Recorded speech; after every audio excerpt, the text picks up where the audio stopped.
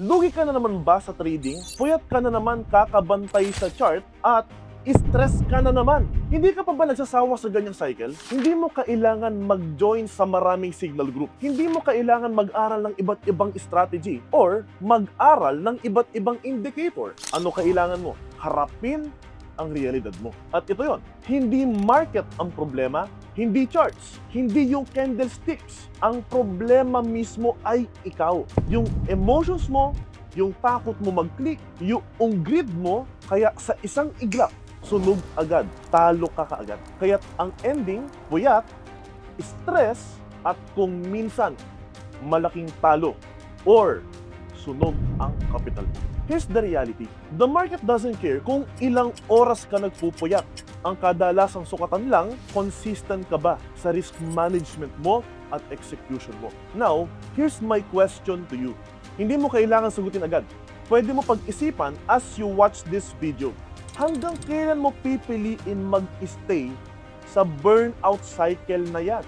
At kung bibigyan ka ng paraan para makaalis dyan sa cycle na yan, gagawin mo ba? That's why, yan ang pag-uusapan natin ngayon dito sa video na to. Siguro ngayon, ayaw mo pa or umiiling ka. But keep watching this video. Because what I'm about to tell you may not just change your mind, but also, it can change your life. So if you're ready, let's get started. Kung tutuusin, hindi ko naman masisisi yung karamihan ng mga traders na ang pinipili ay mag-manual trading na lang. Simula kasi, masarap sa feeling, malaki ang pwede mong panalunan, para ka kasing piloto ng eroplano. Hawak mo oras mo, hawak mo yung controls. Ikaw ang nagde-decide kung kailan ka aakyat or kung kailan ka maglaland. Pag tama ang basa mo sa market, ang sarap ng adrenaline rush. Yung simpleng pag-click mo ng buy or sell, tapos pabor sa'yo yung chart, para kang nanalo ng jackpot. Sa unang tingin, parang kaya mong ulit-ulitin lagi. Parang ang dali-dali lang. Sasabihin mo sa sarili mo, madali lang pala to, kaya ko pala to, sobrang easy lang pala nito, sobrang simple lang. Yan yung narrative na nagfu-fuel sa karamihan ng mga beginners sa forex trading. At doon nagsisimula yung sense of power na parang napakadali lang sa kanila. Pero ang tanong, hanggang kailan tatagal yung feeling na yan? Kasi sa bawat panalo sa trading, halos palaging may kasunod na sitwasyon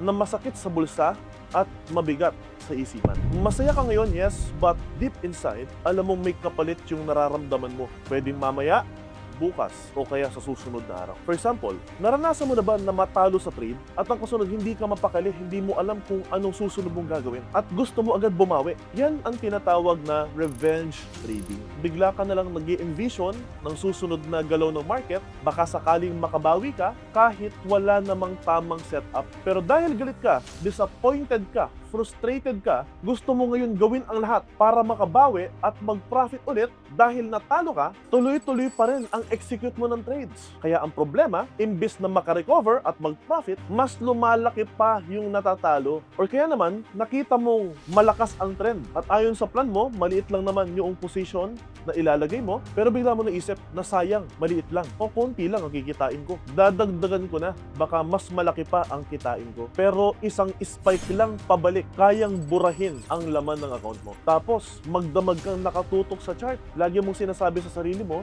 kaya kong gawin to, na magbantay sa chart. But more than 8 hours ka nang nakaupo, kakatingin, kakabantay, umaasang makakahanap ng perfect na entry, pero habang tumatagal ang kakatitig mo, lalo ka lang napapagod. Yung disiplina na dala mo nung una, unti-unting natatabunan ng stress at pagod, hanggang nauuwi sa buy dito, sell doon, kahit wala ka pang malinaw na signal. At dito na lumalabas yung pinakamalaking kalaban ng isang manual trader, yung emotion. Kahit gaano ka pa ka-technical, kahit marami ka ng trading books na basa, marami ka ng strategies na inaral, marami ka ng napanood na video sa YouTube, kapag emotions na ang nag-take over, wala lahat ang consistency. Yung plano mo na trading setup, nauuwi lagi sa tsamba. Yung pangarap mo na financial freedom, nauuwi sa frustration at nauubos pa laman ng pera mo. Kung tutuusin, majority ng mga traders, ganito ang cycle. Sa umpisa motivated, sobrang excited. Kapag ka natalo, mag-aaral ulit, maghahanap ng bagong strategy, mag-aaral ng bagong indicator, indicator, magjo-join sa panibagong signal group na akala mo ito yung sagot. Pero pagdating na sa actual na trading, balik ulit sa parehong pattern. Same emotions, same habits, same results. Puyat ulit, stress ulit, hindi mo namamalayan, buwan na pala yung lumipas, taon na yung naubos. Pero wala ka pa ring resulta. At dito na papasok yung napaka-uncomfortable na katotohanan para sa'yo. Majority ng mga traders, nasusunog yung pera nila sa trading, hindi dahil wala silang alam, kundi natatalo sila ng emotions nila. The enemy is not the market, not the strategy, not the other traders. The real enemy is your emotion. So kung alam mo na emotion ang pinaka mabigat na kalaban mo, hindi ba't mas logical na hanapan ng paraan para maalis na yung emotions mo sa trading at maging consistent ka na? At doon na papasok ang isang option na madalas binabalewala pero kayang baguhin ang buhay mo. Ano yung option na yun? 3 words. Automated trading system. Pero bago mo sabihin sa sarili mo na, teka, baka scam lang to, baka too good to be true to, let me explain. Automated trading system isn't just a get-rich-quick scheme. It's a system na matagal nang ginagamit ng malalaking institutions at mga successful na traders. Ang ginagawa lang nito ay simple. Alisin ang emotion sa trading. Now, to be fair, hindi ko sasabihin na alisin mo ang manual trading at mag-stop ka na dyan. In reality, manual trading is actually profitable. Matututo ka ng support and resistance, matututo ka magbasa ng chart, matututo ka about the real trading at magbasa ng news. Pangalawa, hinahasa rin ng manual trading ang patience mo at yung discipline mo sa pagtitrade. Kapag ka natuto ka ng tamang setup, mahasa yung ability mo at lalakas yung mental discipline mo na ito ay magagamit mo sa kahit anong aspeto ng buhay. Pangatlo, may sense of fulfillment talaga kapag ka ikaw mismo yung nanalo sa trading. Kapag ka nag-profit ka, it's either nag-buy ka or nag-sell ka, sobrang sarap sa pakiramdam na tama yung trading setup mo at kumita ka. But I wanna be honest with you, maraming pros at cons sa manual trading. Ganon din naman sa automated trading. Unang-una, manual trading is so time-consuming. But I wanna be honest with you, mas marami pa rin ang cons kesa sa pros ng manual trading. Number one, it's super time-consuming. Kakabantay ng chart, kakapuyat, kaka-stress. Hindi lang naaapektuhan yung mental health mo, pati physical health mo naaapektuhan din. At dahil maraming time ang nasasayang at nako-consume, kaka-trade mo ng manual, hindi mo na tuloy na dededicate ang time mo sa mas mahalagang bagay. Wala ka ng time para sa family mo, wala ka na rin time para palaguin ang business mo kung may negosyo ka man na nanonood ngayon. Wala ka na rin time para mag-unwind, para makapag-exercise, para maging physically fit at maging active sa araw-araw na pamumuhay. Aside of time-consuming, yung tinatawag na inconsistency. Dahil sa emotions pa rin natin ang pinakakalaban natin, kahit gaano ka-perfect ang setup, kahit gaano katama yung prediction natin, oras na naging volatile ang market at hindi pumabor sa gusto natin, maaapektuhan ang performance natin sa trading. Pwede pa rin tayong matalo. At isa pa, yung possibility mo na mag-profit sa manual is actually greater than automated trading, but greater din ang risk. Mas malaki din ang possibility na masunog ang pera mo. Kaya nga may kasabihan, the greater the risk, greater the reward. Now, let's compare it to automated trading system. Ang pinaka-obvious sa automated trading system, alam naman natin, is yung time freedom. Dahil sa automated trading, hindi na ikaw yung mag-a-analyze ng market. Hindi mo na kailangan magpuyat dahil meron ng AI na magte-trade para sa'yo 24/7 even while you're sleeping or even when you're doing something else. Kaya kahit na nagbabiyahe ka, kahit busy ka sa work mo, kahit busy ka sa business mo, or kasama mo family mo, meron pa rin nagte-trade sa'yo consistent. Kusa na nag-a-analyze at nag-e-execute ng trades para sa'yo, buy or sell. Pangalawa, zero emotions.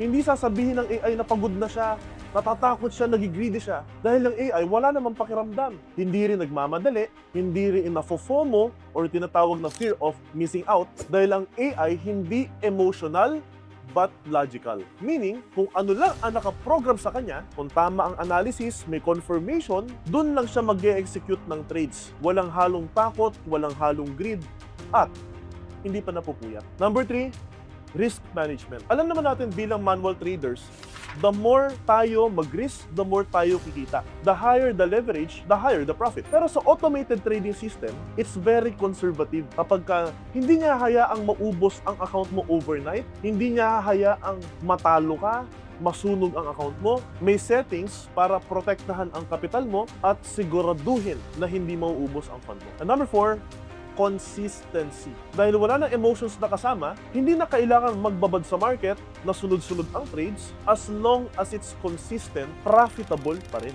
Ngayon, syempre, meron ding cons. Kung sa manual trading, aggressive, mas malaki ang panalo, mas malaki rin ang talo. Sa automated trading system naman, maliit lang ang panalo because it's super conservative. But maliit din ang panalo. Maliit ang panalo because it's super conservative, therefore, maliit din ang talo. At another cons, automated trading system doesn't mean na hands-off ka na forever at wala ka ng hawak sa account mo. Kung naiinip ka at wala kang tiwala sa system, kaya ang ginagawa mo, palagi mong binabago yung settings, ikaw rin mismo ang sumisira sa profits mo at sa galaw ng AI. Kaya minsan, hindi system ang problema, kundi yung pagiging impatient ng trader. At dito nagiging mas clear yung tanong. Hindi ito simpleng usapan lang na automated versus manual trading. Ang mas malaking tanong, saan mo gustong ilaan ang energy mo, ang oras mo, at disiplina mo? Gusto mo ba yung araw-araw na nilalabanan mo yung emotions mo, nakatuto ka lagi sa chart,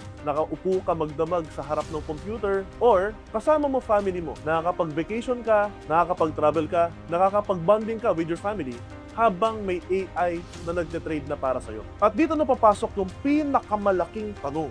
Which side are you willing to be on? Gusto mo ba manatiling chart slave na nakatutok lagi sa chart, naapektuhan yung mental health mo, yung physical health mo, kulang yung tulog mo, wala ka ng time para sa family mo, wala kang time para mag-grow ang business mo, glued ka na sa upuan mo sa harap ng computer, at paulit-ulit ka na i-stress kapag ka natatalo ka, paulit-ulit ka na frustrate, at higit sa lahat, kalaban mong emotions mo, or mas pipiliin mo maging system master. Naka-leverage ka using AI. Nakakasabay ka pa rin sa galaw ng market, nagte-trade pa rin sa'yo 24/7, nagpa-profit ka pa rin, but at the same time, mas hawak mo ang oras mo at mas nagagamit mo ang extra time mo to be with your loved ones at para sa mas mahalagang bagay. Tinanong na kita sa first part pala ng video na to, pero balikan natin. Ilang taon pa ba ang willing kang isugal ang paulit-ulit na cycle na lagi kang natatalo, na lagi kang nai-stress, na lagi kang napupuya? Ilang sleepless nights pa ba ang kailangan mong bilangin bago mo aminin na hindi pala sustainable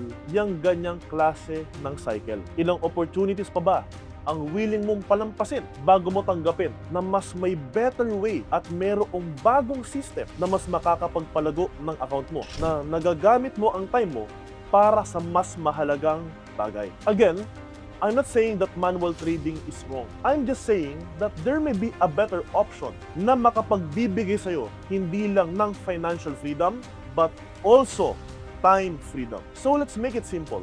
Would you rather keep fighting against your emotions every single day, or finally put yourself in a position where you can trade smarter, more consistently, and with peace of mind? So drop your answers in the comment section. Alam kong controversial ito at alam ko may magtatanggol pa rin sa manual trading. Maaring maraming mag-bash sa akin. Maybe meron din kakampi sa automated trading. Pero that's the point. The conversation needs to happen. Kasi kung trader ka talaga, deserve mo makita yung dalawang side ng coin na to. So tell me, manual or automated? Saang side ka ngayon? So you have learned a lot dito sa video nito, but wait, there is more. People are paying me a lot of money by just revealing to them this kind of secret that I will reveal to you for free inside this video. So all you have to do is click the link in this description para mapanood mo yung video na isi-share ko sa iyo. Again, I am Ronan Borja. See you inside.